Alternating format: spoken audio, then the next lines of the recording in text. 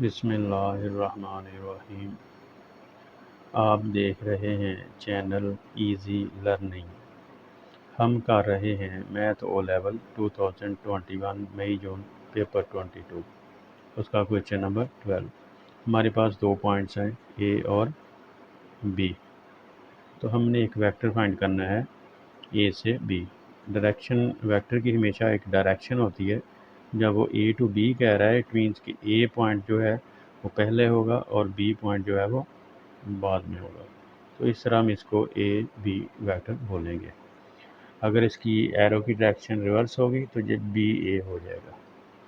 तो मेथड ये होता है कि जब हमने ए बी फाइंड करना है तो बी के जो कोऑर्डिनेट्स हैं एक्स और वाई कोऑर्डिनेट्स होते हैं, उसमें से ए के कोऑर्डिनेट्स जो हैं वो माइनस हो जाएंगे।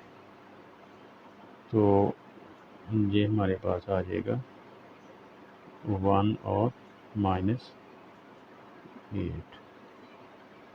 नेक्स्ट है जी हमारे पास पॉइंट है बी सी।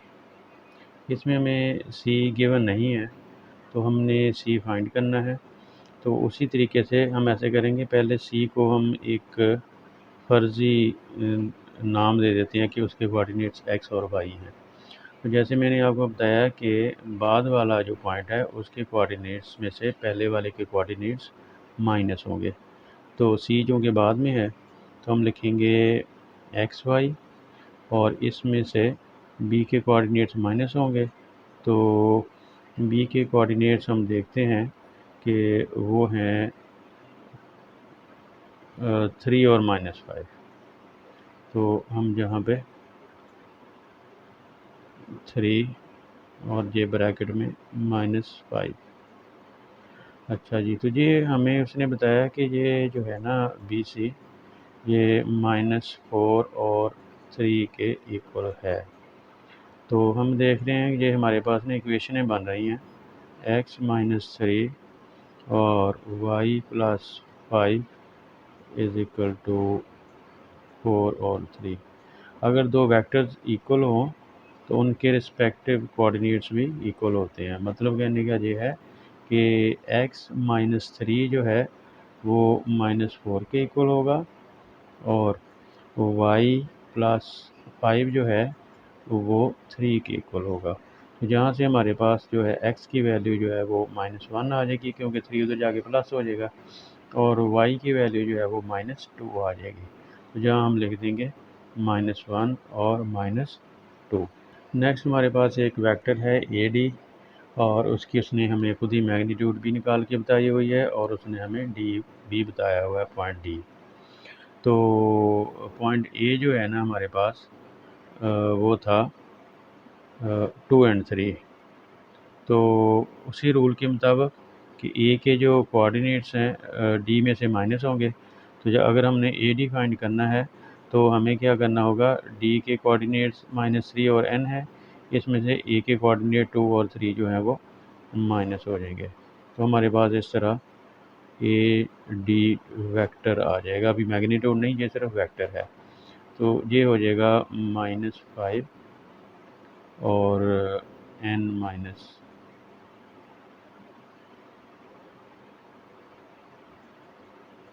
और n-3 और n-3।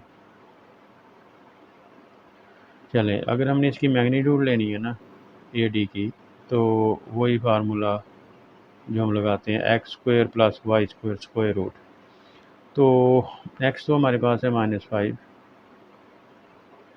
और y हमारे पास है n-3, इसका स्क्वायर और ऊपर स्क्वायर रूट। तो ये ए डी हमें उसने बता दिया था खुद ही कि ये 74 का स्क्वायर रूट है।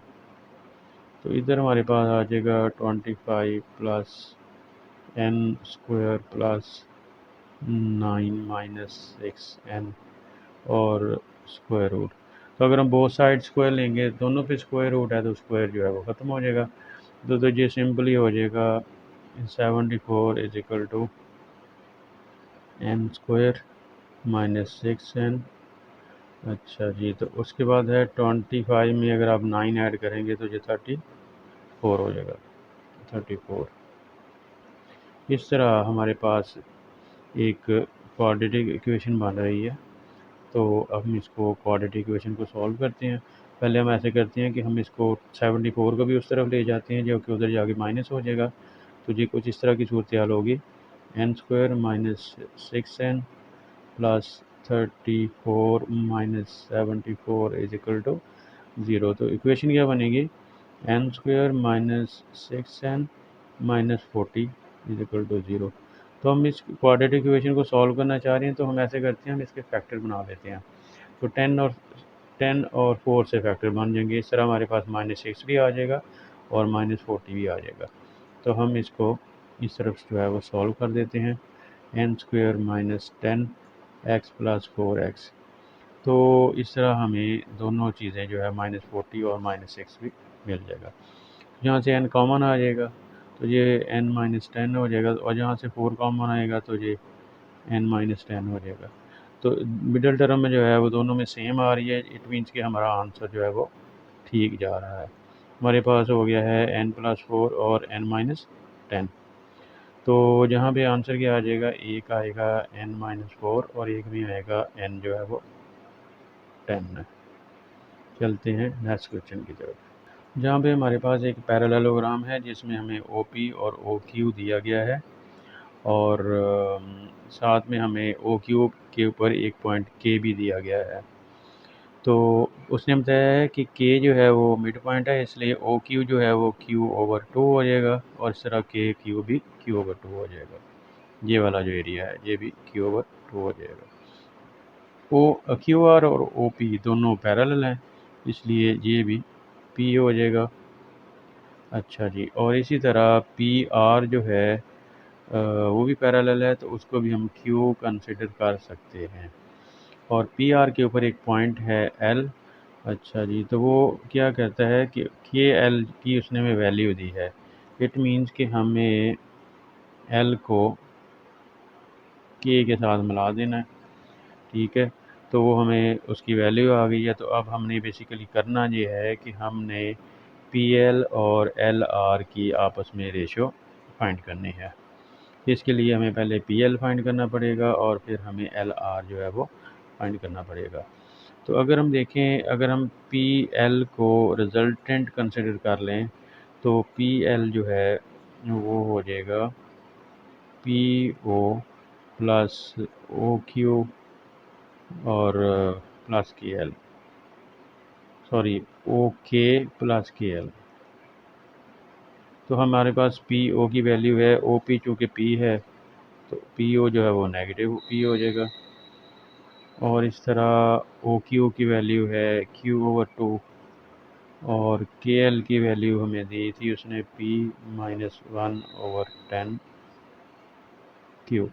ये P जो है दोनों तरफ एक पॉजिटिव और एक नेगेटिव है, ये कट हो जाएगा, और Q/2 और -1/10 Q।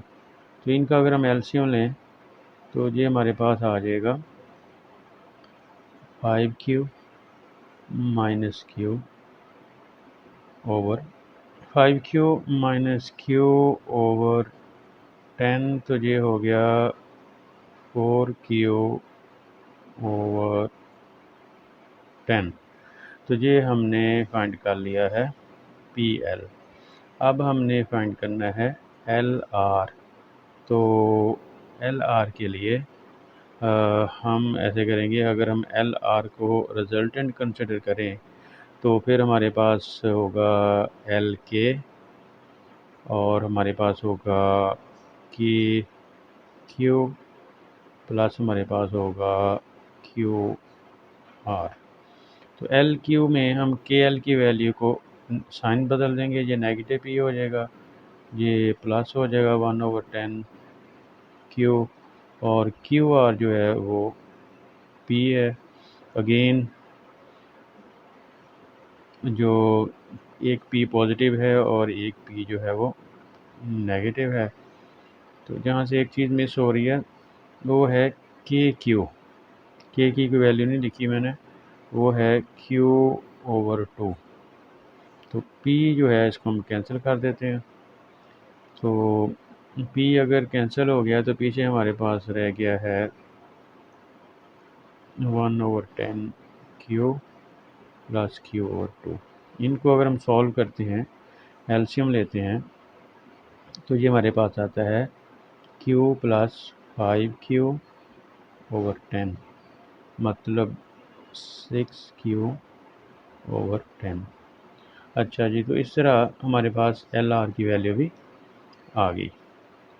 अच्छा, तो अब हमने क्या करना है, हमने इन दोनों की रेशो फाइंड करनी है। तो हमने PR और PR हमारे पास था, सॉरी PL हमारे पास था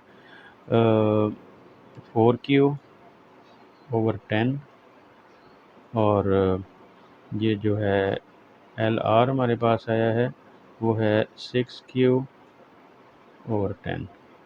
10 से कैंसिल हो जाएगा, Q से कैंसिल हो जाएगा, तो ये 4/6 होगी। ये भी फर्दर कैंसिल हो जाएगा, ये 2 और ये 3।